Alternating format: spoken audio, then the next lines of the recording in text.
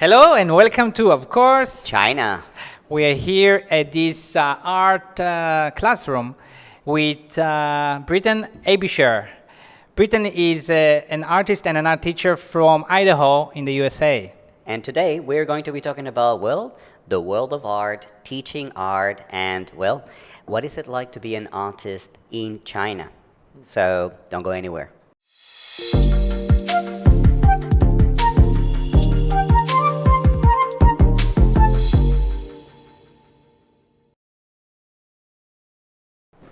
We're back, Brittan. Thank you very much for joining our show. Yeah, thanks for having me. Sure. I'm excited. Welcome to my space. Yeah, this is your space. What do we see around? Is this? I was just talking before the show, and I was saying, can we see this kind of classroom in a Chinese school? That's a good question. I don't think that it would be this insane messy. Right. Right now, my room is pretty disastrous.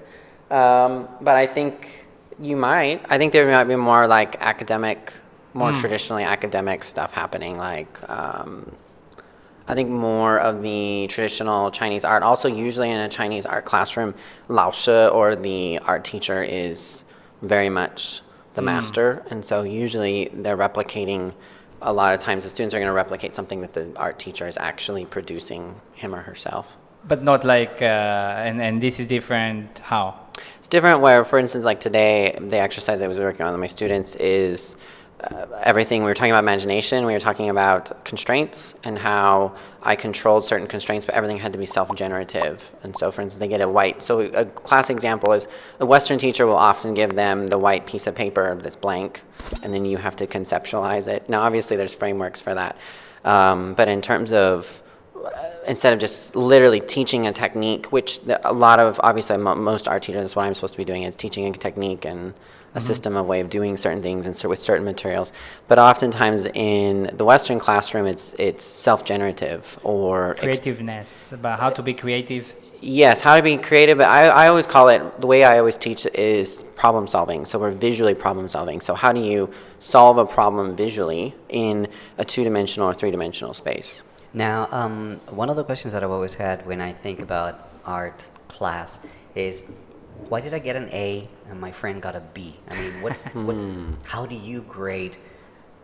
I was taught in a similar way, very creatively, but why do I get an A and somebody else got a C or a D? I mean, yeah. How do you go about that? So I'll use myself as an example. I went through high school, actually, which is funny. I took like one or two art classes, and then I just quit because I just hated I hated interacting with my art teachers because I was cocky and I was a know-it-all in the sense that don't worry, I'll spin this around to answer your question. I would say, well, he or she would give me an assignment, and I would be like, oh, no, I'm going to go this direction with this. And then I would do it, and then they'd be like, well, that's not what I asked for. The other students, that's what they did, so they're going to get a better grade than I did. And so in the sense, it was more like following directions, and I think that's the most ridiculous thing. What I always tell my students is you break the rules beautifully, and if there are rules, break them beautifully, and then you actually will exceed. So coming back to my students, usually it's the, what do you call it? Not the effort, but the execution. Execution, obviously. I mean, if it's technically good, obviously you're going to. But there's, like, for instance, in the States, I had a girl. She was phenomenal. She was the best drawer in the class, and I was teaching a drawing class at a high school, at an art school, But then you asked her to try to like go outside the bounds and try to imagine the composition or creating an artwork that had a little bit more imagination than the technical portrait that she was doing. Now, everyone would say, oh, she's a phenomenal artist. And as an art teacher, I was like, well, she has we can push her in helping her understand how to push the boundaries of her composition, how to expand, or we always use the principles and elements of art. So how do you take these rules and manipulate them to make more interesting, engaging work? So how much of everything you just said is something you are taught to teach as an art teacher, and how much of it is just you? Good question. I think in general, and of course I'm going to say this and all my friends are going to listen, they're like, that's not what we do. Because I have a lot of art teachers that will listen to this. Right. But I think I think 50-50. I think there's a lot of stuff I approach it as my craft. So I make, like today I was showing them one of my art journals and I was showing them how to set up a graphic organizer because I do this. I make all these graphic organizers when I'm doing art research because I'm having my students do art research. And so a lot of it comes from directly from my practice. And then some of it comes from like my understanding of just design. So I always approach my classroom as design just because to modernize the art classroom, like it's no longer about the pretty picture on the wall. It's no longer getting you to make a nice painting. We really need, it's one of the first generations where literally they're the most inundated visual generation on the planet and they don't know what they're looking at. So they're seeing so many images, how do you process that? And so I always joke around like, oh, like. I'm like, do you even look at this? So I go around the room and I'm like, oh, I don't like. And then and then I go around just to give that feeling because you can't do that. But yet you do it on social media. So that just kind of get them to understand like there's more to what's going on. There's a visual language, there's a visual literacy, there's design, aesthetics, and that actually every industry right now, that's why I always teach it too, every single industry in the world is industry standard has design involved, or aesthetics, or something, or else people won't buy it. We're not going to buy your stuff if it's not aesthetically pleasing. It's interesting. I didn't think about it like that. I mean, it is said beauty is in the eye of the beholder. So I want to go back to this idea of aesthetics and corporate aesthetics. What works, what doesn't work, what sells, what doesn't sell. But from a teacher's standpoint, what gets me an A, what gets me a C. Yeah. You know what I mean? Is that a big part of it? I mean, what you find beautiful gets a better grade? No.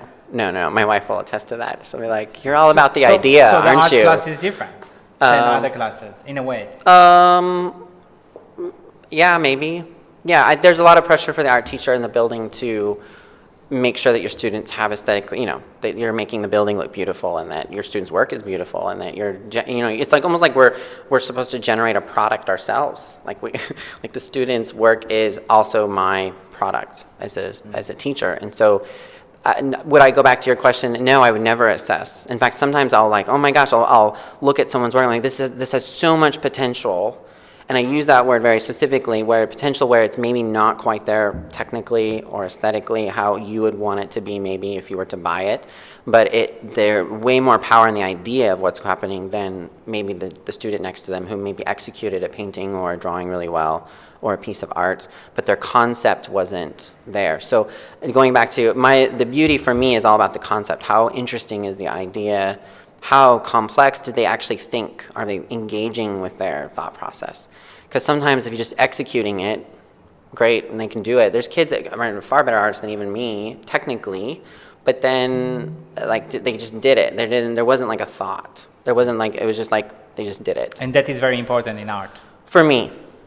Now there's an argument that, and I have this with some of my friends, where I take art very seriously. It's like a religion. It's like it's like a belief system, right?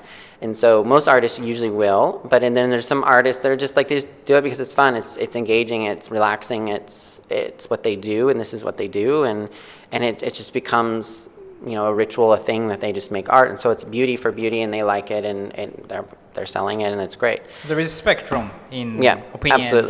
Absolutely. Yeah, that makes sense. You've talked about technique a couple of times. Is that something you can?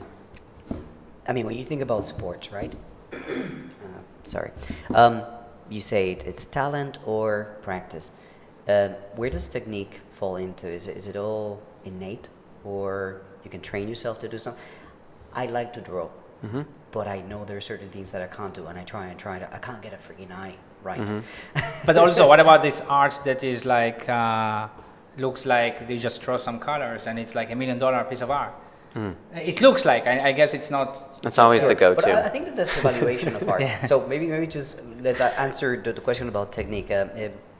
Is that something that people can learn to improve, or absolutely. You're given a certain? Yeah, absolutely. And there's never been a better time because of YouTube. So you have all of these people that can really demonstrate the execution of a concept, and even further than what you would probably imagine. So everything from like on the craft side of things, quilting too, and that's not considered art. Artists will use that technique to clay, to then Instagrammers who are literally showing you how specifically to do a brush technique in oil, to this graphite.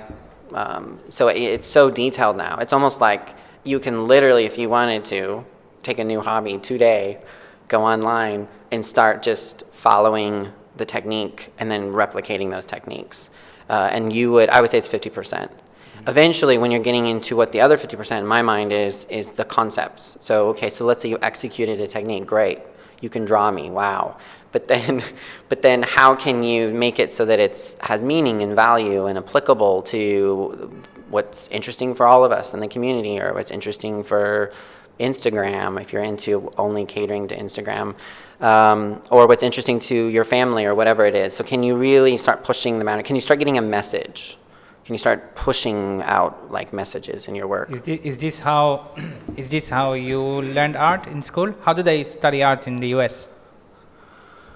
Yeah, I went to Miami's little background's a little interesting. I went to liberal arts school, and we were required to take everything in the liberal arts school, and then I focused on graphic design. But then our graphic design, we were required to take the basics, and then I started going into fine art, my junior and senior year studio, and you were required to take 2D, 3D, photography. I took coding. I was horrible at coding.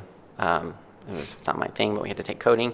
And then we had to take all our graphic design courses, and then we also had to take the fine art. So it was actually a really good balance of you're exposed. And that's why I always tell my students we're exposure-based, because some of you and some kids are going to latch onto something. So same thing in the art classroom, and even in college and university, they're going to expose you.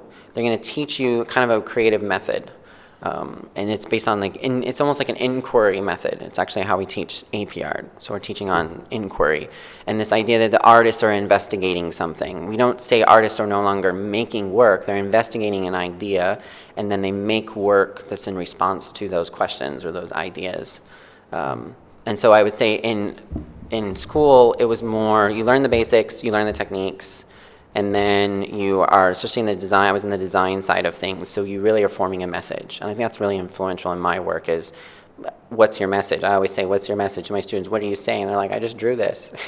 And you're like, great, what's your message? I don't have a message. It's hard. It's probably harder. That part is harder. It is harder. Yeah, I would say it's very hard. It's very hard. I mean, we're not used to talking through pictures, right? We're used to just writing it down for you or speaking it or texting it now. And there's nothing wrong with any of that, obviously. But now what's interesting is just we're so used to seeing these images, but how can we generate those? How can you create something that's interesting?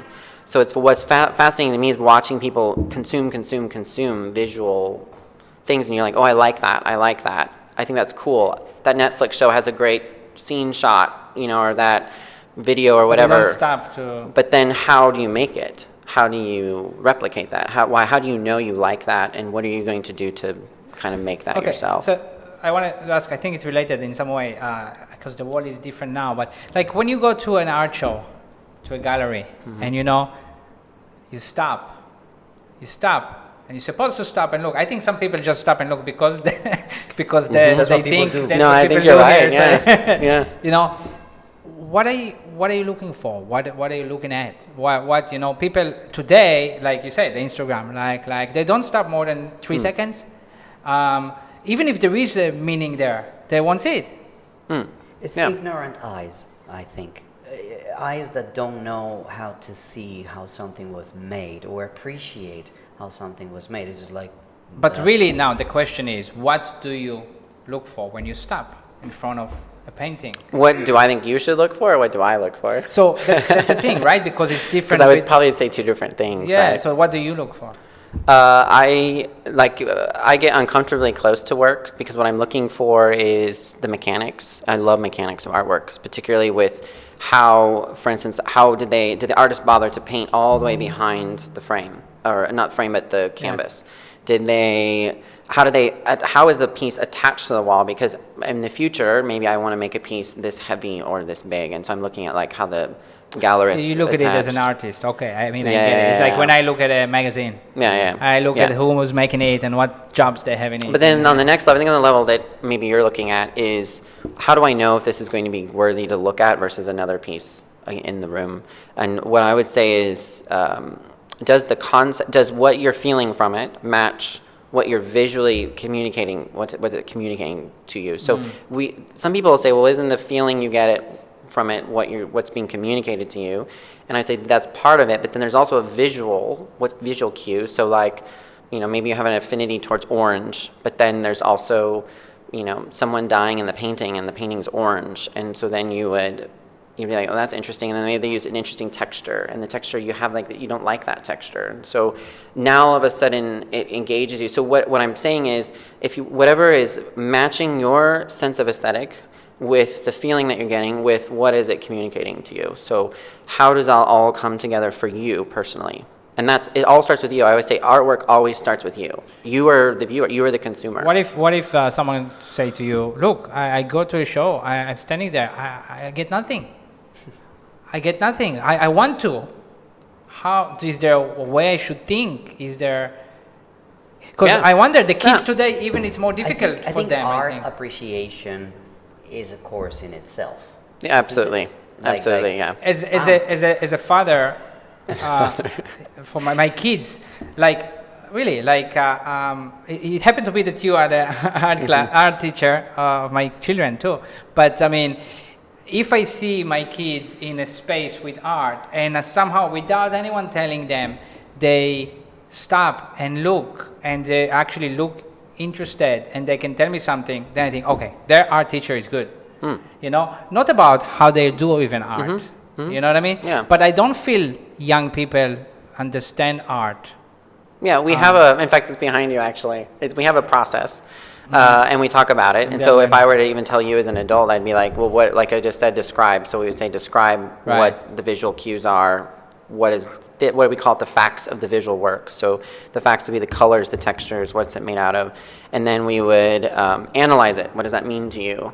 And then you would interpret it. What does it mean in terms of, like, how can you imagine what it could mean? Or what is the context? That's a huge word that's really difficult to teach children, but it's such a powerful art word. So usually if a show is open, like in Shenzhen, that's where a lot of the shows are right now. So Shenzhen, a show is open, and it's usually correlating with like a context, with maybe what's interesting to Shenzheners, and what's interesting to the area, and then or what's interesting to like OCT is a big sponsor of big shows, or the Design Society, what they think people would be interested in, but then also what's really applicable to the art world, and then how you would just like what's the context for that? What's the context for us as a society? And so always looking at like, so a good thing to start, say, okay, there's a famous show, and you're like, everyone says it's famous, I'll go to it. Go to it, and then think, this is supposed to be famous, and then walk around and be the antagonist, right? This is just try it. Be the antagonist. Be like, oh my gosh, this is the stupidest thing I ever saw.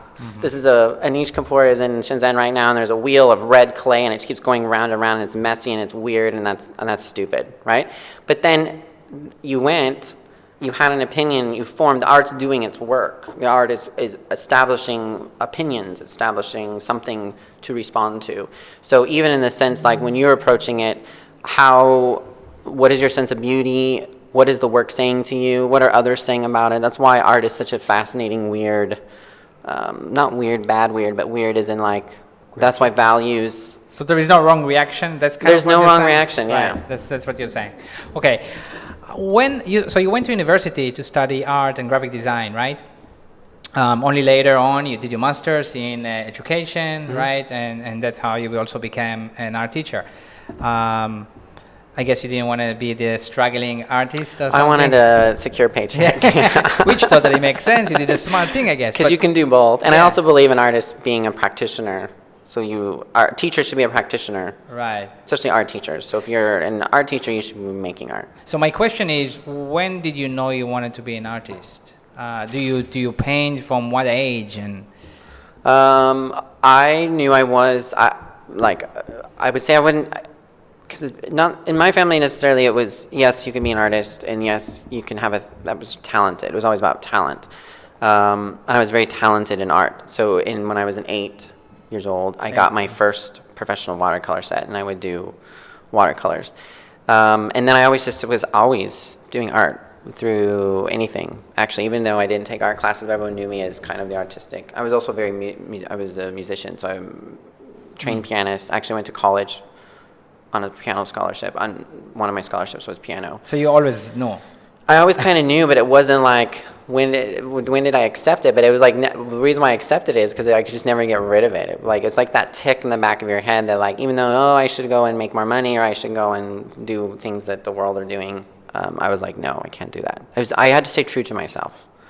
So somehow I always tell my wife like I need to stay on the line. So the line is the art thing. So whatever that means and how we navigate that. So design, aesthetics, marketing, as long as I can stay in there and I can still have an art sphere, that's good. Sorry, the origin of art, where does it come from? I mean, my understanding from history is when people were actually able to political have question. leisure time. Okay. Right? Like before that it was survival. So hunt, gather food and whatever, just build a fire. There was no time to look for artistic expressions up to a certain point. When you're teaching your students, how do you teach them about the origin of art, and how does art stay relevant in today's world? That's a two-punch question there. We'll start with the history one. The history of art in the Western world, we would say, I always get the names. I'll just generally say it. It usually starts with the cave paintings, so whether they're in France or they're in other parts of the world. And the cave paintings, like the Cave of the Bulls, is one of the oldest murals of painting and art, and what we would consider, because whether they painted it for pleasure or not, they clearly wanted to document something. So to go back to what we would say, to give the credit to the beginning of art, is usually documentation of we were here, this is where we are. It's a visual representation of who we are as humanity and what we are doing, whether it's hunting and gathering or what honestly, I think it's weird when people think they can interpret those things because we don't know. We don't have the context. We weren't there, yeah. And so I think it's funny when our art historians are like, well, we think we're, because it always ends up, well, they were hunting and gathering and they used blood to, and it's like, okay, I get that, but like there could be, a lot more than that. But at least that's we give credit to that. I think art, in terms of, I think art is more like a sense of like beauty in the mind, or sense of like you think of like the Greek ideas of like the different personalities and the different I don't know, I would say it's more, I don't know, I think I would, it's very elusive. It's elusive, but it's there, and so hence like beauty is in the eye of the beholder. That's obviously overused. It's like an idea. It's not 2 + 2 = 4. Yeah. It's almost like abstract. Yeah. It's almost like the Tao, where it's like it's there but not there, seen, unseen, black and white. It's defined and undefined. So it has this like. I asked you before we started, right? What is an artist? Who is an artist? Like, I mean, were you an artist when you were 8, for example? Do you know what I mean? I mean, what's... Can you call yourself an artist at 8? Who can call himself artist? I don't... we have the categories, but your question particularly is interesting because I would think it's, are you convicted as a person? So are you convicted that this is something you like? You might not be good at it yet, but you might be good at it. That's how someone might have encouraged you to be like, oh, you're good at art, or oh, you draw well, or you paint well, or whatever. But then I think as you own it, right? As you you manifest it, just like a lot of talent in anything. It's your conviction of, even good athletes. It's when they realize and they committed to it. You can be good at something, but you can choose deliberately not to do it. Right. Which is kind of sad. Why we always like, oh my gosh, why would you do that? Or it can be the opposite, which is worse. Yeah. Like you really love something, but you're not so good in it. Yeah, exactly. Yeah. And so I think it's the conviction, and then once you have that conviction, then I would say now the world standards would be like what we talked before, and it was, are you selling? That's usually, how do we determine a professional artist versus... But I'd say that's professional artist, right? Versus like an artist. I would say the way I teach it in my class is literally... I call it the artist mindset, where you are an artist because you are going to think like one. Right. Here's how we think like an artist. And so then in that respects, I'm getting, if you want to follow that logic, then I'm saying that you already are an artist because you're human. I always say humans, we wouldn't have art without human. Like it just, we're the ones that determined it. We're the ones that go and seek beauty and find it. So going back to your first question, the monkey that's drawing something, throwing paint at a canvas, or the elephant with like, "Wah!" You say humans are artists. Do you reckon animals can be artists? Do you consider that art? It's art because we I think it's art. decided it was Yes. art. Yeah. Yeah. So you're standing next to the elephant. You told the elephant to make the painting. Did the elephant pick its colors? But do you think that the elephant actually wanted to express a message, If I was a neuroscientist for animals, that would be one of the first things I would try to figure out. Can animals actually Understand beauty? understand a sense of beauty or aesthetics? Yeah, that'd be Right. super fascinating. Because yeah, I mean, the value of this kind of artwork can be ridiculous. Yeah. And you're like, huh? Does that even classify as art? I mean, that's how I feel. I might be. But offending I was people I out was there, but I was not even talking about it. This is that crazy, you know, artists, people that, you know, even, I mean, some of what I've seen that you did, I mean, that's the thing, because you can look at an art piece, and who was it, the famous American one with the colors, Pollock? Jackson Pollock, yeah, action Yeah. painting. Right.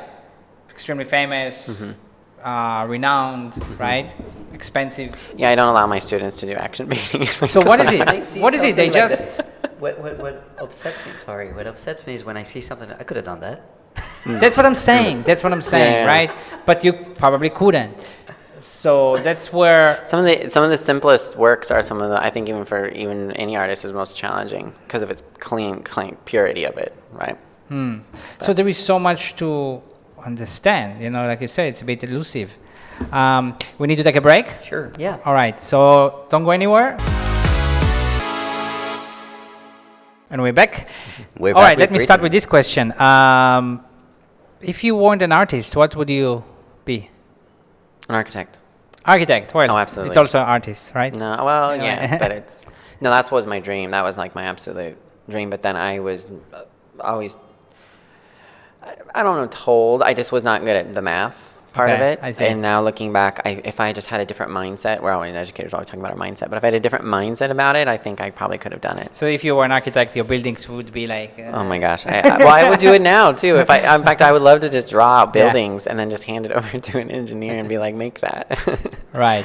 So we want to talk more about the art world, being an artist, being a professional artist, art in China, right? So about art in general, one of the things that's always in my head is the valuation of art. How do galleries determine the value of a piece, and who Is makes it- the biggest piece of the Is cake? it different in also back in the Western countries and China? Yeah. This is actually I'm gonna share to the world what the Yeah. formula is on this in China because it drives us nuts. So what is the common, like first what Fernando asked, what is the common way that... Yeah, so for emerging artists, so there's two levels here. There's the professional artist, and emerging artists are professional, but they haven't arrived. We call them arrived artists or established artists. And those artists are the ones that are selling a lot, they have a following, and not only that, in China, they're being invited to the shows. And in the art in China, it's very much controlled by the government. Like in Dongguan, you need to, in order to get into any of the museums, you need to have a link with the government. So it's either binary, where it's either like just a relationship, or it's because you're super well known, or someone encouraged this person, a government official, is in charge of the arts to kind of invite So you're saying you there to are it. no private galleries? There are private galleries. Yes, there are in Shenzhen and Guangzhou and Hong Kong, obviously Hong Kong. But in Dongguan here, the private galleries here, predominantly the art market is, particularly in Dongguan, because there's so much wealth here, and there's so much long established wealth, recent established wealth in the sense with the Chinese, where they've made it big in Shenzhen, and then they've come here and bought like a villa, or they bought, a couple apartments, because the real estate's more affordable.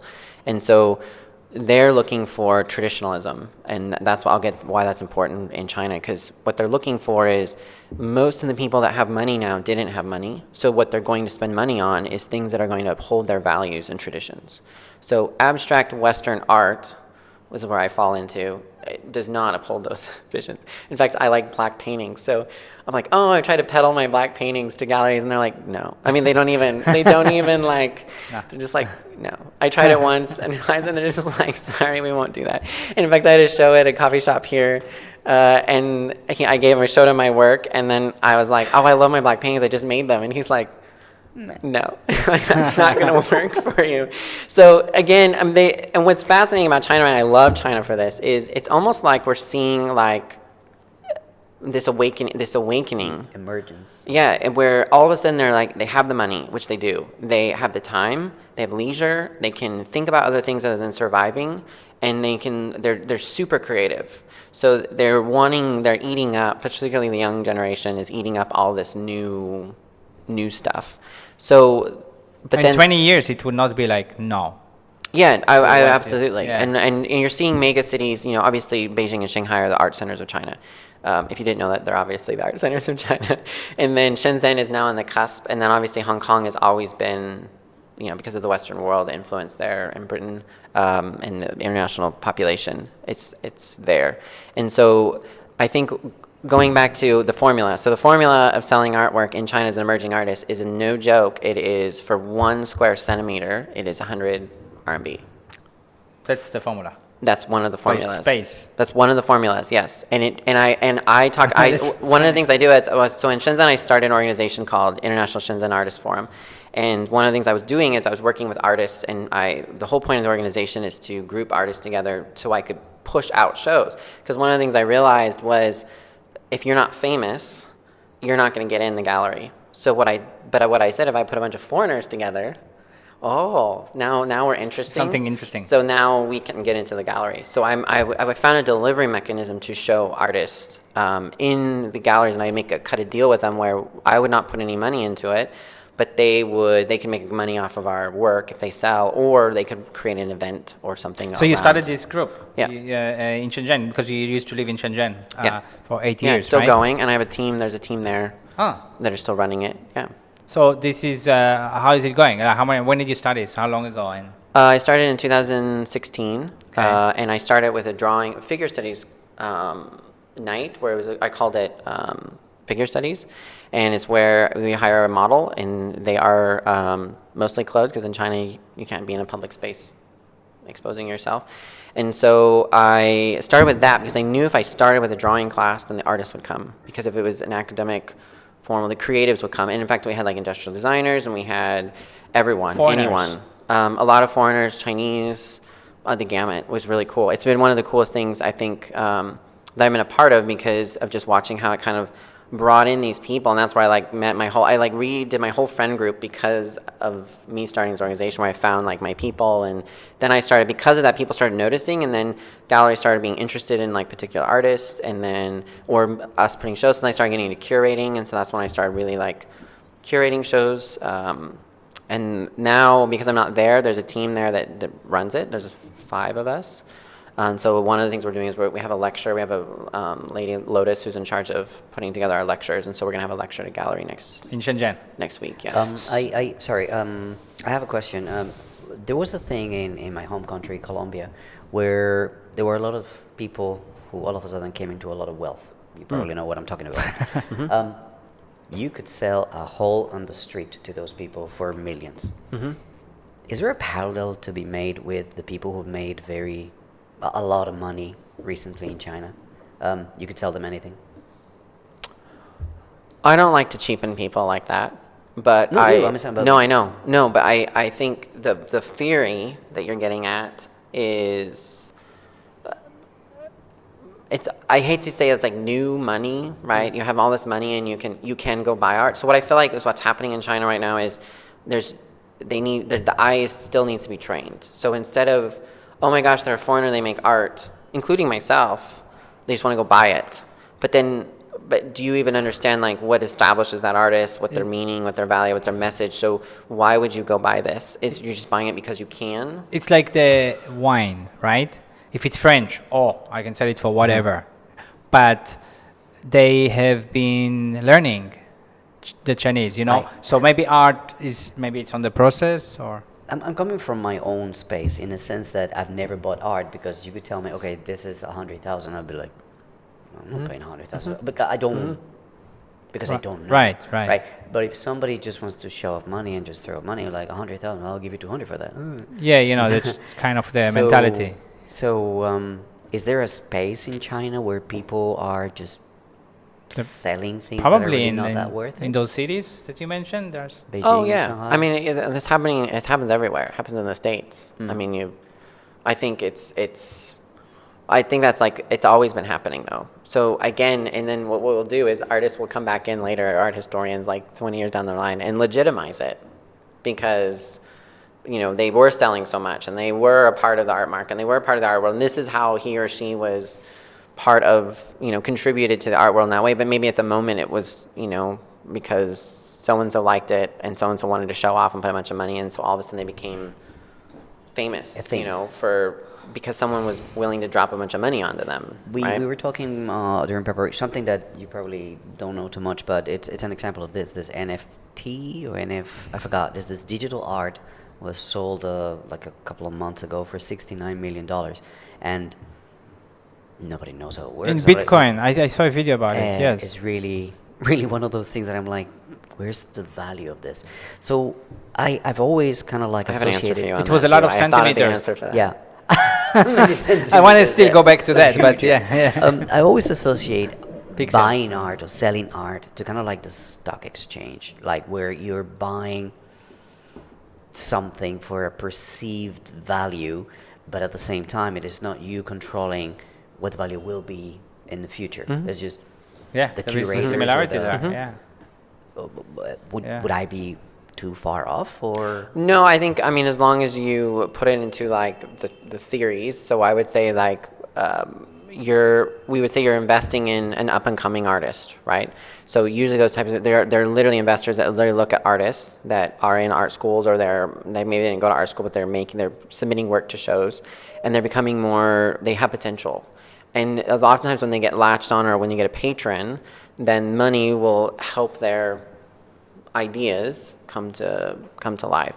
So that's like almost like you're buying into this, and then oftentimes a collector will buy their work to keep them going, and then eventually they'll have a collection of their work when it was really cheap, let's say. I mean, it's not cheap work, but let's say it's cheap at that moment in time. And then that's where the collectors come in and say, okay, well then, like for instance, Picasso is this way. People bought Picassos, and that's why they had them not because he was famous at the moment. I mean, he became famous very fast, very quick. Picasso's story, I was just telling him, he was like one of the first mega superstars in our 20th century of art. But they bought him because they could afford him. And then all of a sudden he became so valuable that then they, it made their whole generation of a family's wealth because they bought a Picasso when he was not. So again, going back, it's the theory you have is absolutely correct. But in terms of like what you're investing in, though, that's where I'm saying like, what are you investing in? You can't could you just go walk out on the street and find some artists and start investing into them and it would work out? No. So what makes an artist? Where's the potential of an artist? How do you determine the potential of an artist? So like That's a very good question. Because like we say, Because when you have stock, you study. But when you have an artist, what do you look at? an for artist potential? struggle, they say, right? That's why maybe you said you're teaching. but some get a break. I don't know, right? But who are those that actually make it? Yeah, there's like a few. I think it's not just one formula for that. There's a few factors. One is as their work at a particular moment in time saying something about culture or adding a message to culture that everyone likes or adheres to. Buys into. That's one. The next one is it more purist? So for instance, I can't remember his name. There's a famous Chinese artist. He paints so real, like he's an oil painter, that his technique alone, like people, I went to the show and you literally get this close to his painting and the guard will stop you, but you get so close that you still can't tell if it's a photograph or not. but it's a painting. They X-rayed it. They've done, they've validated it. And so it makes just that technique alone is getting him. Does that make sense? So that's There technique. is some kind of Then there's style in the sense of like the lifestyle. So they might have started out as technically interesting or good, but then they've gone in a direction that even the art industry is like, oh, that's kind of cool. We haven't seen that in that way, or we haven't seen that. And so they're building a following naturally with that. And then there's also some people, there's another artist, that's funny, there's another artist in Shenzhen. I just went to his show, a friend of mine curated it, and he doesn't want to be shown, but everyone loves his work so much. And I think there's this weird thing where the more he doesn't want to show his work, the more people want his work. And so then they're trying to get it out of him, and he doesn't care, and he'll slap a price on it, and it's like high, and he doesn't care if you buy it or not. So it's like this, but his work is so beautiful, and it's very interesting, and so again, you have these pockets, and that's what makes the art world so interesting, is you'll get these emerging, like, oh, we haven't seen that before. It could be like even how they were delivered. I would say more than anything, though, is today, like what we're doing here with the cameras and the publicity, is that's really what you're going to do to really kind of put yourself out there so people can find you. I know this guy in Dongguan, a Chinese guy. I think we featured him last year, and he's an artist. He paints portraits, he draws portraits according to a picture. So he figured out he can do that, and so he does it for a couple hundred RMB, right? So people send him, you want a nice drawing of yourself to put on the wall or whatever, or for your wife for her birthday, a picture of both of you that he draws nicely. And so he does that, and he makes money on doing that. But then what he did is he has a Douyin channel, TikTok, and the process of doing it, people love it. People love to see, because it's like from Scratch. and those are like, and he does it like with I think it's time lapse, and it's short. It's 30, 40, 50 seconds, and it's one of those kind of videos that you can't look away. You want to see how he finishes it, and wow, it's really nice. It's really good. And so he two revenue streams. One is he commission him to draw for them. And one is now he has 1 million followers on Douyin. And the potential is the followers. So he was smart and took his art, and that's what you mean, right? Yeah. Doing that. Yeah, So. putting yourself out there. And I think that at the end of the day, like, no artist is really going to, it doesn't matter what generation or what era you were in, no artist is really going to be anybody until you put yourself in the light. I mean, you have to take the leap, right? You have to commit yourself, just like you're committing yourself to YouTube channels, Right? right? You're committing yourself to the public eye and scrutiny, and and then you go from there. So maybe a real artist, like what we said before, is someone that doesn't do it for the money. Okay, but the part of the question that Possibly. we were asking at the beginning was, who gets the big slice of the cake when art is sold? How does that work? And what with the centimeter for 100 RMB? I don't think we're done with that. Yeah, we're not done with that. Yeah. That caught your attention. Yeah. Well, I'll start with that, because then Okay. I'll lead up to, because I'll go through the process. So when a gallerist is talking about my work, so I have a gallerist that sometimes he represents me when he needs to. In other words, when someone's interested in my work, he has like files of my work, and he'll sell my stuff to people in China. So he'll ask me, okay, well, this is the price that we're going to negotiate is usually like 100 RMB per square centimeter. Okay, the reason why they do that is because it's a base price. Now, is that what I'm worth? No. As you go through like auction, and you go through the more shows, and you go through the years of experience, and you go through certain of what we call artist events or life events that causes you maybe to change your style or changes something, then it will increase the value of that work, right? So, but initially, like let's say I sold to you. Right? It's just basic economics. I sold you my work. Well, no longer I got, let's say, what it was worth at the moment, which was whatever I was worth at the moment, which is whatever my gallerist or the curator or an art organization decided I was worth. And then he bought it, knowing that potentially, or banking on the fact that I could increase the value over time. He's hoping that I'll increase in value. So he's also coming to my art events now because he's hoping to bring his friends, because he wants his friends to buy, because then my work will increase. Right?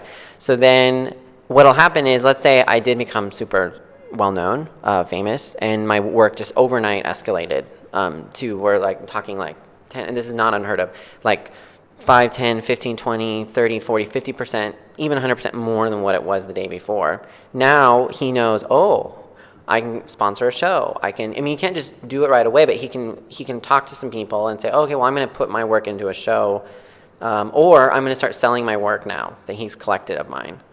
He's going to start selling my work, that he's collected of mine, and he can make that profit. I don't get that money.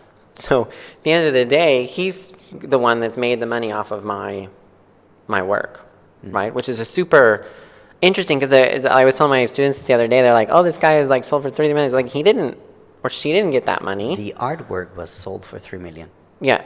For whoever, but the money went to whoever owned it. It's not right? the artist. It wasn't the artist. It's the second sale, third sale, or something like that, right? That's what you're saying. Absolutely. Those big numbers we hear, it's the same as like, I guess, a John Lennon guitar being sold for $20 million. It's probably someone else owned it. It's not, right? It's something like that. Sorry, my wife during the break was talking about something that I find interesting, and perhaps you could explain it on camera. Why is it that the value of artists sometimes goes up posthumously? I mean, after they die. Yeah. That's a really good question.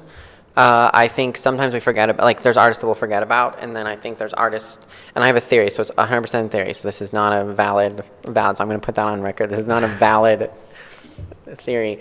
But the theory is, I was telling her, is when you die, you can no longer speak on behalf of your own work.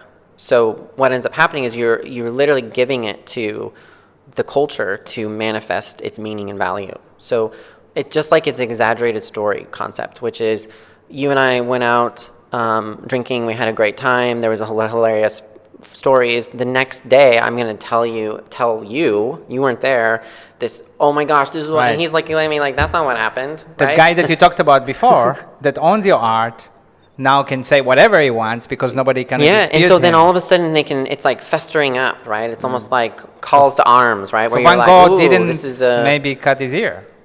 Maybe there was a story. Maybe that's a good story. He right? Paint. Yeah. Smart owner of his painting.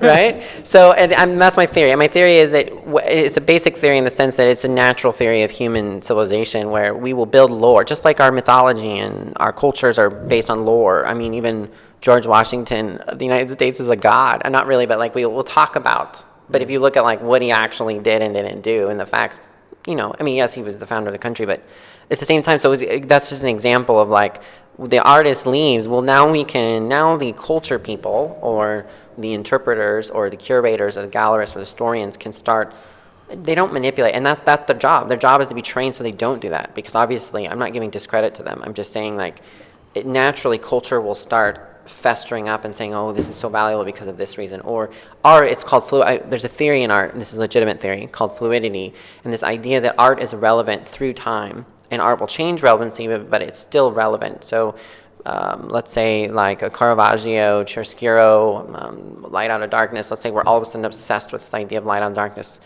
for some reason, because something happened in our culture, and so all of a sudden Caravaggio's on the scene again, even though he painted 300, 200 and some years ago. Right? So again, it's how we see what's relevant to us at the given moment, and that's why the art speaks. If you're the artist, you no longer speaking. The art is speaking to us, and we can reinterpret and reevaluate it. And then obviously it is our job as historians and art curators and critics to make sure that the history is presented, the history is true to the work, because the work you don't want the work to be dishonest. But at the end of the day, and I'm getting way too much in theory here, but at the end of the day, yes. At the end of the day, like, to go back to your question, yes, I think when someone dies, it just leaves it open. It's like a note in a bottle, and it landed on the beach. Not really. And the bottle was, is the piece of art, and you can think, oh, well, this is the message, this is what they're saying, but let's interpret it. But also we know the few that are big, right, and got big after they died. But I mean, there are millions more artists that died and we never heard about. Absolutely. So, absolutely. Yeah, but so I'm still fascinated with a square centimeter. So So Imagine square Botero- centimeter, Botero 100 is more RMB, valuable it's because not of- bad, actually, if I think about it. No, not It's bad. pretty good. So doesn't matter what it is. Oh, it matters. Who's the artist? It matters, right? So it's tricky because at first I was appalled by this concept, and Yeah, most it of my sounds- friends, foreign friends, are appalled by that concept Yes. because it delegitimizes your work, right? Yeah, It just yeah, yeah. says, "Well, I'm the square centimeter Yardage. right?" Yeah. Yeah. But at the same time, I've had some arguments with the people, some of the gallerists and people that represent foreign artists here, and they look at me and they're like, "You got it. We understand where you're coming from, but we have to start you somewhere. We can't just in the Chinese market, we can't just fabricate nothing. So here's the medium, here's what you did, it's a very like a sad logic, right? And the sad is that they delegitimize my work as an artist because I have so much meaning and value and it means this and blah, blah, blah. But then now it's 1 centimeter per 100. But at the end of the day, it starts you there. And then obviously, your starting price and increase. So there's almost a security. I find it secure because I know where I was. I know where I'm going to go. Right. I feel like in the States, literally, you peddle your artwork and you can like at one show you put this much on it and the next show you put this It's like much there on is it, and the next show no until structure. finally you get into the gallery world, Right. which is very difficult in the States to get into. Not very, but it's difficult. And so then they will help you establish those prices. And then they will look at, the market analysis. And then you get into the really big galleries, which actually are owned, sponsored by financial firms. Then obviously there's a whole science behind We've it. been talking a lot about painting, and we've been talking a lot about drawing, but there's more to art than that, like sculpture and things like that. For example, do you teach that here? And how do you, what are the parameters to evaluate a sculpture, for example? By the way, That's why Botero makes it fat might ones. be true here. I don't know. No, it doesn't. I wanted to make the joke I about actually don't Botero. know that much about sculpture. Sculpture is tricky. Here, it's not tricky in other places. Sculpture is very traditional. It's one of the first, right? So sculpture has been around forever, obviously. And so at the end of the day, like sculpture is something. I think is more interesting for this conversation is where I was telling this actually today to my students is environmental art or in the art experience. So right now, everything in the art world is about the experience. So you don't just go to a show to see a piece of work or maybe even 3 pieces of work. You go to immerse yourself in this whole experience. So art is about the 5 senses. It's about you see a painting here, there's a sculpture here, and it relates, and there's have a conversation, and then there's a moving kinetic sculpture over here, and then there's a video here, and then there's the artist talk over here, and it's all part of the same experience. You can buy the individual pieces potentially, or some buyers will buy the whole exhibition. If they have that much money, they'll buy like just to keep. They call it preserving the context of the work, because maybe this piece had a relationship with this piece, and they thought they went well together. So it helped their collection. And so I think art today is more about the experience, which is going back to that, I think NFT, right? The NFT thing, which is about you're buying the idea, and it's also the first time that's ever happened, where you have this algorithmic clock, I believe is what it is, that unleashes or deletes images over time, right? At certain intervals of time throughout an infinite amount of algorithmic space, right? So that's super weird. That's super cool. Yeah. And it's one of the first times we haven't been able to do that, not only because of Bitcoin technology and the understanding of how to do that. Someone was able to think that way. So that's why it was worth that much. Now, is it maybe too exaggerated? I don't know. There's a lot of hype probably. So again, but going back to it, again, art is all about the idea. It's about the experience, and it's about what kind of feelings and physiological presence that can I get you, the viewer, to experience in the space. All right. All right. We're going to take a very short break. Yes. Yeah, so don't go anywhere. And we're back. If you are listening on any of the podcast platforms, please give us a review and follow this channel. And if you want to see what we're talking about, go to YouTube and watch our video. Right. Okay, so we're back with Brittan. I kept going back to the centimeter thing, the square centimeter, right? If it's big and it's not black, you may do well, right? You wanted to expand a little bit. Yeah. So that price point, because I don't want everyone to be like, oh my gosh, that's not what happens. Right. That does happen particularly for emerging artists. So I am a foreigner who is foreign to the market, literally. And so in that sense, when you're talking with the sellers and the curators and the marketers and the gallerists, they need to start you somewhere. So at the end of the day, I've actually kind of accepted it because at least I know where I am and I know that I can progress in this forward. And actually when I help artists get into the gallery or talk to gallerists, I explain the system to them and they're just like, they just get disgruntled. But I say, well, it starts you. It's like a starting point, and then it's almost like it allows you to justify yourself against the price, right? So you can expand yourself. It's very concrete, and I think the art world likes to be mysterious, obviously. It's very much a showmanship world, and it's very much, I call it the magic. It's all about magic. What can the artist elusively do for you to make you feel like you're going to, it's a value. It has something that's really important to you and to culture. So at the end of the day, I want to clarify it. I think it's not the best system. I don't think it fits our Western perspective of the humanity and the meaning and the value and the emotion and the all the angst in the artwork. But it's also something that like they don't want to throw money out and they don't want to just support someone just because you say that you're worth that much money. Does that make sense? And I think there's a lot of people here that are out to make a buck in any place. And so I think starting somewhere where you're going against the line and the public likes you, of course your value is going to increase. But at the same line, it's emerging artists. So there's two classifications. There's emerging artist, and then there's what we call the established artist. And the established artist is consistently over a period of time is selling at a consistent rate, one. Two, is selling where they're increasing their rate, either per quarter or per year, and then or per show, depending on how popular certain shows are and what the buyers are there. And also it depends on who's collecting the work. So it increases, obviously, and it will increase in China too. But again, we're foreigners where they don't know us. They want our artwork, but it's like putting their foot in the water a little bit. They want some security too. They're not just going to go all in and. Are there many Chinese collectors out there? Like, you think there are many Picassos or any other, pieces like that in China right now? I have no clue. Don't know? I would have no clue, yeah.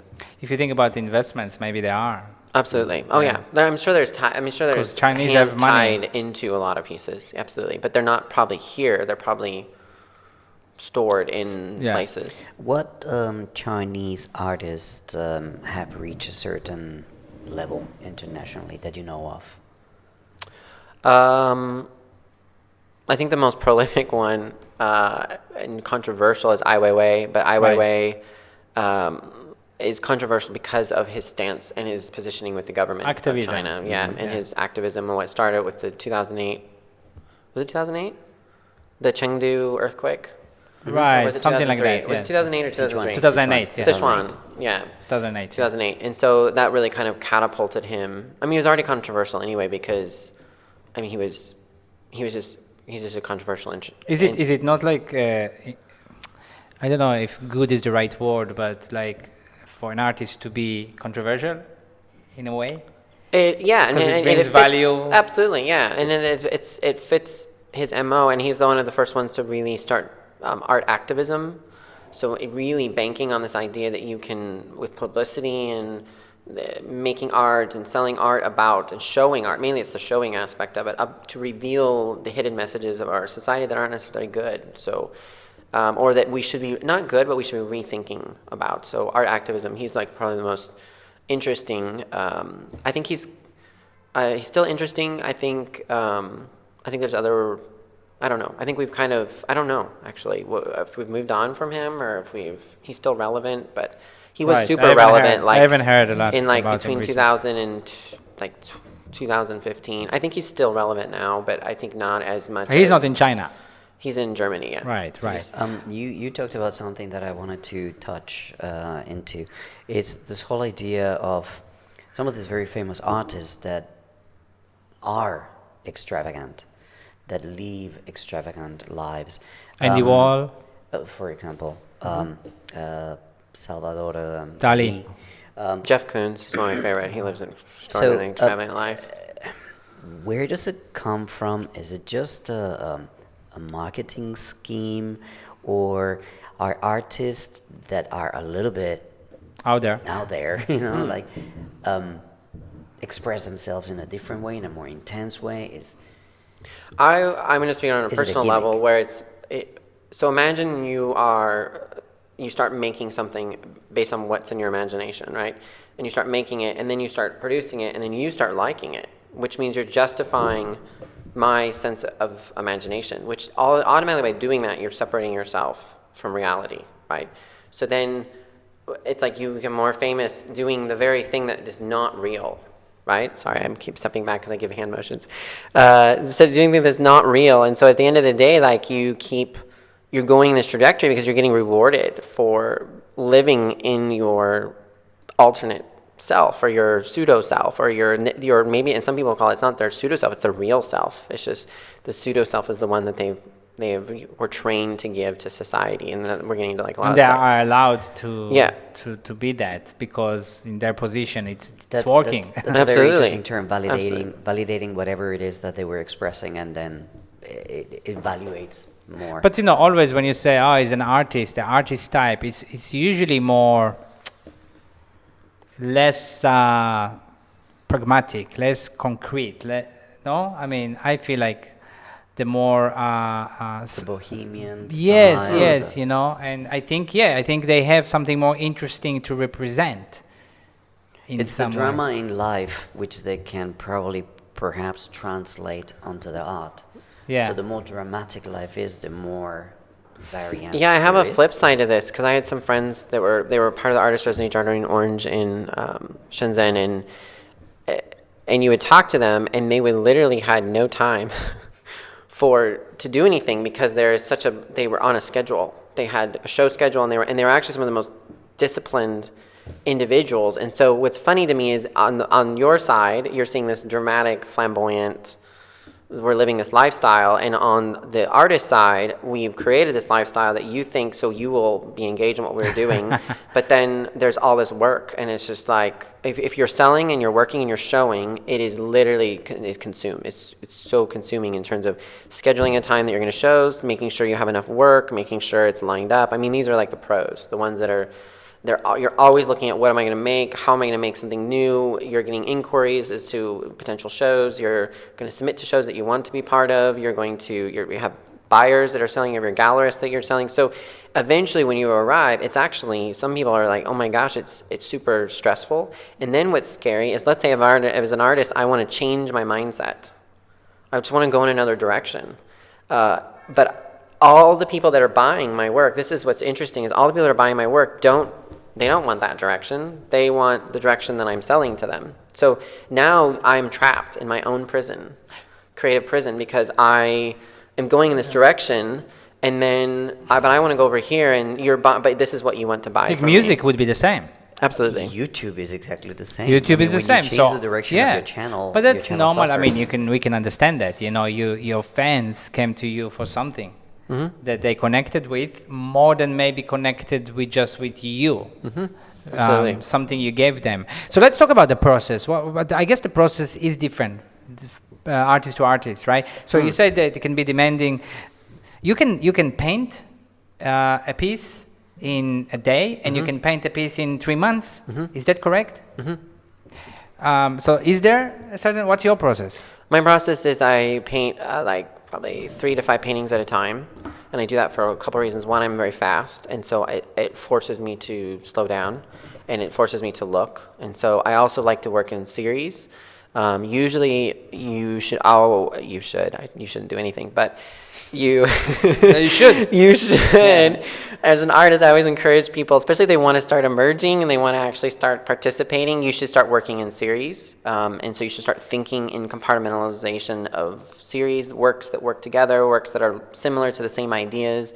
And that way, it shows better that way. You can market it a little bit better that way.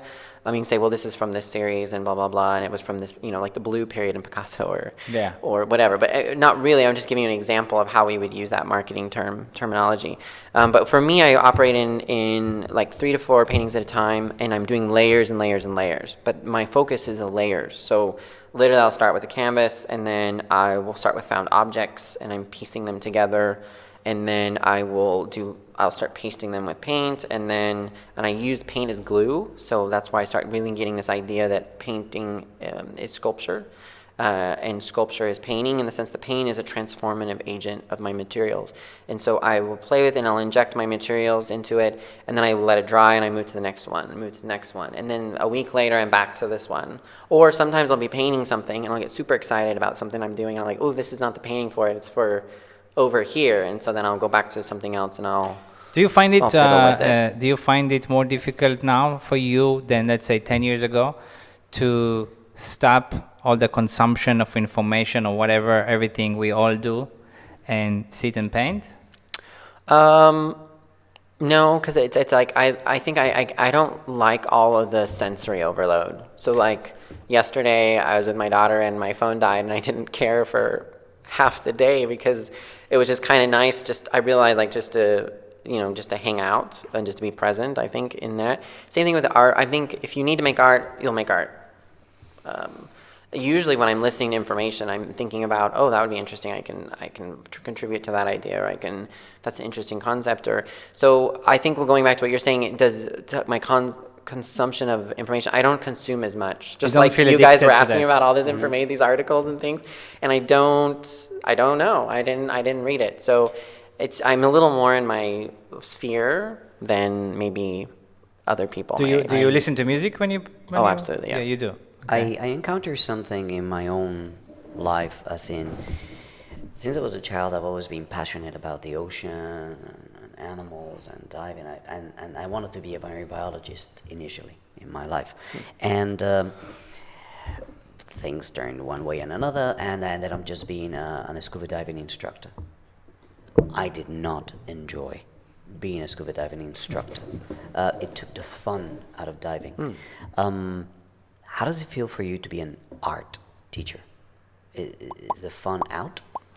No, some days are frustrating, in the sense that you believe in this so much, and you want to, you're excited and blah blah blah, and you approach your work and the student, whether it's an adult, because I've taught adults, but adult or a young student, and then it's just like you really want them to get it. Like today I was trying to, the idea of constraint and context, and it was just like I clearly was failing. So and my friends are all going to laugh at that because they would know that I would fail, because I hear my language would go right up over them, and then it would just be difficult. But I get so excited about it that I think for you to understand it, or sometimes I think more than anything is, they think, because you've already, not you, but the general the audience, already thinks that they already know what art is, and they already have an opinion about it, that then they put me and my ideas in a box. So you come across that with students a little bit, where even no matter what you're saying, la-di-da, this is not math class, this is not science, it's not going to get me to my job that I want. So I actually have curbed my teaching to, here's how art literally affects your father's industry at the plastics company. Like, I will literally get very specific and say, this is how your mom is using this in the Christmas tree factory, in the, you get so specific. This is how you literally use designers and artists to make your magazine for the following reasons. These rules apply, and I talk about the universality of the rules. And so I think I overcome the angst, or the very thing that you were asking about, with just like trying to almost get in, try to get in and get them to think why these. It's a good teacher. You apply new methods to take on the challenge. It's almost like it's more challenging than being an artist to teach the art. Maybe, I don't know. Because you want to reach them, right? That's a good teacher. Yeah. No, I want them to I have the aha that this is, so especially right now, art is so fascinating. I was telling that the other day. Art right now is so interesting right now, because we're getting the AI, and we're getting these super hyper immersive experiences that we've never been able to have before. So where you can put the goggles on, and artists have created the whole world, and you completely get disoriented. Or you can walk into a room that's all screens, and you have these hyper algorithmic AI intelligence machines creating all this crazy art based on your movement, based on your heat sensors, and based on what you're doing in the space. And so you get it's just super powerful, because this is a lot of the technology is driving other technology, but yet we're using it in an art context. So I think it's just trying to connect them to these. This is an international school, but you have kids from different nationalities, right? Western countries, USA, Europe, you have Koreans, you have kids from Chinese families, right? Do you see differences in art by nationalities? Do you see anything? Yeah, of course. I mean, of course you are, because I mean, parents. Like Chinese may be more technical. I don't know. I mean, No, it's more of like their exposure. So, for instance, Westerners tend to like you'll show a Western kid something, and they're like, okay, yeah, and then meaning no, been there, done that, talked about it, you know, and then you'll show some of them are the Asian population, and they're just looking they're looking at you like this, or they're just looking at you like okay. like this, like I've checked them out, kind of thing. And so it's based on just exposure. I mean, it's my job to overcome that. So I'm talking about initial exposure. I'm not talking like they just sit there all day and that's what they do in their class. I'm just saying like when you first start talking about like changing the composition, just making it, choosing scale, looking at how to break the rules and make it beautiful and all that kind of thing. Because in more of these cultures, and I love Asian painting, I love particularly Chinese, where it's very formalized. I tell it's the longest form of painting known to man that has not been interrupted yet. It's like a 3,000-year-old culture of painting. So you have this 3,000 years where you still hold the brush in the same way. You still move your arm in the same way. And so there's something beautiful about that not being interrupted, right? Preserving. And so they are very proud. There's this painting over here. It's a blue Chinese painting. And my students, it was awesome because I have all these other paintings in the room. Some of them are scandalous for, middle school art room per se. But then I said, what's your favorite artwork? And everyone, like, I would say, and probably like my five of my Chinese heritage speakers all went over to that painting. And that's our favorite painting.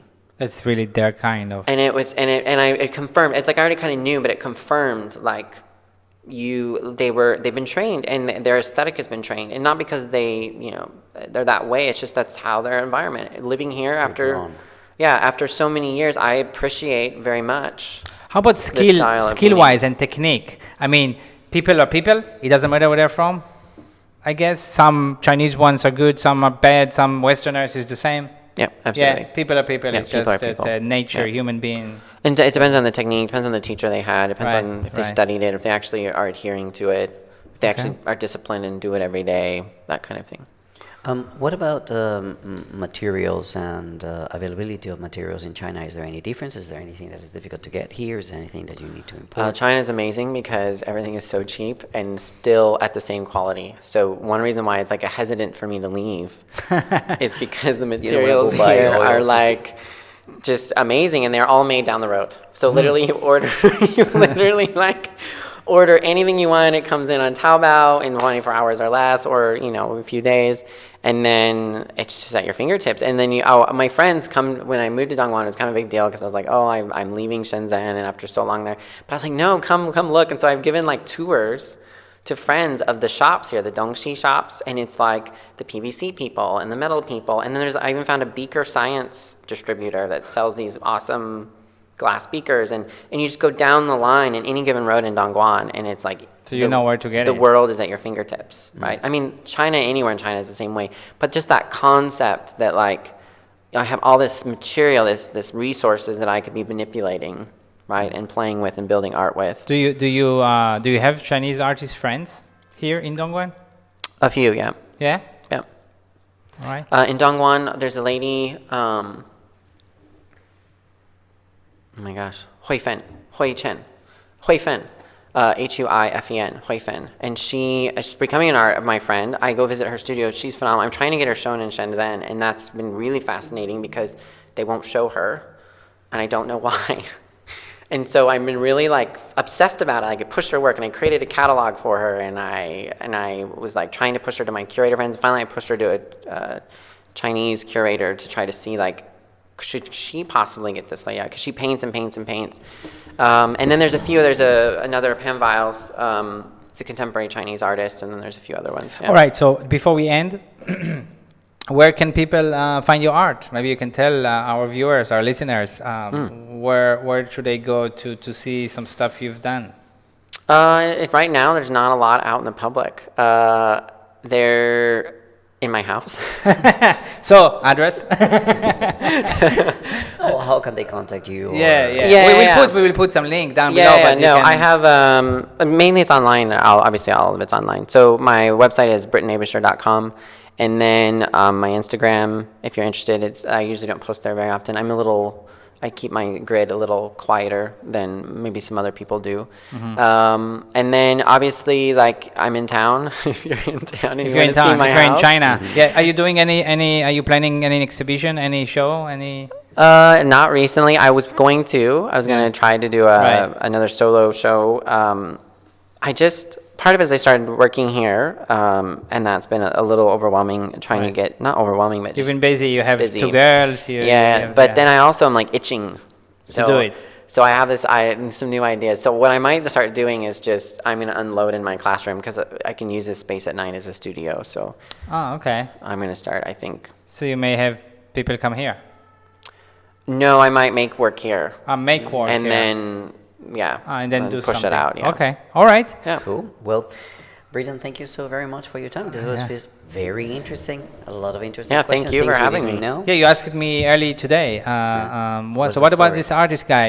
What should we? I was like, this was super interesting. So and I thought it would be. I think you're the first artist we had on We'll the show. go either way, Yeah. so Right? I'm glad it went one direction. Yes. So hopefully you enjoyed. Yeah, it was good. It was very And good. I love the background. It's very colorful. Yeah. If you want to see what we're seeing, go watch the video if you're on a podcast. Right. So so if again, I would say some of you are listening to us, and you can, like Fernando said, the link will be in the footnotes of the podcast, which I always do. The link to the YouTube video, and if you do listen to this episode and you liked what you heard, please give us a review and subscribe to this channel, whether it's on Spotify, Apple Podcasts, all of that.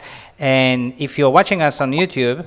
Yeah, make sure to hit the subscribe button. And if you do that, don't forget to hit the bell button to be notified whenever there is a new video out.